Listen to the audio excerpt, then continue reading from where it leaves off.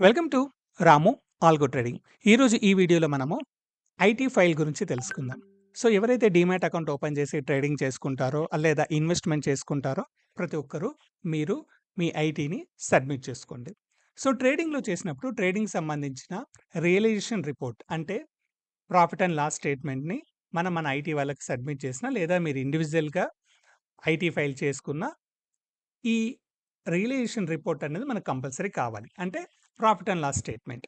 So profit and loss statement వచ్చేసి మన IFL trading అకౌంట్‌లో ఇక్కడికి రండి. ఈ పార్ట్‌లో మీకు ప్రొఫైల్ అని కనబడుతుంది. ఈ ప్రొఫైల్‌లో మీకు రిపోర్ట్స్ ఉంటాయి. సో రిపోర్ట్స్ క్లిక్ చేయగానే ఈ విధంగా మీకు ఇన్ఫర్మేషన్ వస్తుంది. ఇక్కడ మనకు పిఎన్ఎల్ సమ్మరీ రిపోర్ట్ ఉంది. సో ఈ పిఎన్ఎల్ సమ్మరీ రిపోర్ట్‌ని మనం క్లిక్ చేసేసుకొని మనకు కావాల్సిన ఇయర్ వైస్ ఇన్ఫర్మేషన్ డౌన్‌లోడ్ చేసుకోండి. సపోజ్ ఇక్కడ ఇయర్ వైస్ ఉంది. 2026-2027 మనకు కావాల్సింది 2025-2026.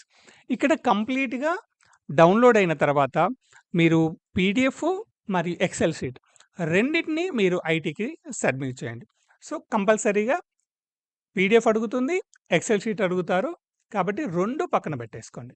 సో ఈజీగా మీరు ఇక్కడ నుంచి డౌన్‌లోడ్ చేసుకోవచ్చు. అండ్ ఇక్కడ మీకు కావాల్సిన అన్ని రిపోర్ట్స్ మీకు అవైలబుల్‌గా ఉంటాయి. అండ్ ఈ పిఎన్ఎల్ స్టేట్మెంట్ ఒకటే కాకుండా మన హోల్డింగ్స్ ఏమున్నాయి, మన స్టాక్స్ హోల్డింగ్స్ ఏమున్నాయి, స్టాక్ హోల్డింగ్ డీటెయిల్స్ ఉంటున్నాయి. సో లెడ్జర్ బ్యాలెన్స్ ఏముంది, డిజిటల్ కాంట్రాక్ట్ నోట్ ఉంది, అండ్ ఎస్టీటీ చార్జెస్ ఏముంది. ఇలా ప్రతి ఇన్ఫర్మేషన్ ఇక్కడ ప్రతిదీ అవైలబుల్‌గా ఉంటుంది. ఈ రిపోర్ట్స్ ఒక్కసారి అన్నీ చెక్ చేసేసుకోండి. మీకు కావాల్సిన రిపోర్ట్స్ అన్ని డౌన్‌లోడ్ చేసుకోండి. ఒకసారి చూసుకోండి. దాని ప్రకారంగా ప్రతి ఒక్కరు ఐటీ ఫైల్ మాత్రం సబ్మిట్ చేయండి. ఓకే. థ్యాంక్ యూ అండి.